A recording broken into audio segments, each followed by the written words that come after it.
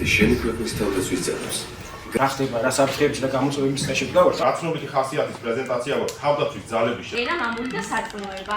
ეს არის სამი ძირითადი მნიშვნელოვანი რაღაც ქართველი ერისთვის.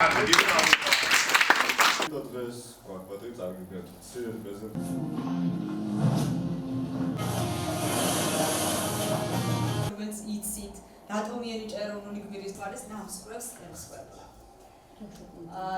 დღეს ვიმყოფებოდით თეთრიწყაროს მუნიციპალიტეტის სოფელ კოდის საჯარო სკოლაში, სადაც წარვადგინეთ თავდაცვის ძალების შესახებ გაცნობითი ხასიათის პრეზენტაცია, რომელიც მიზნად ისახავდა სკოლის მოსწავლეებში თავდაცვის ძალების შესახებ ცნობადობის ამაღლებას და პატრიოტული სულისკვეთების გაზიარებას. ბავშვობიდან ძალიან მიზიდავდა ხოლმე ეს თავდაცვის ძალების საკითხი და საერთოდ ჩემი ქვეყნისთვის მსახური და ყოველთვის ესე რომ ვთქვათ მიზანი მქონდა რომ გავიზრდებოდი ჩემი ქვეყნისთვის მემსახურა ესე რომ ვთქვათ.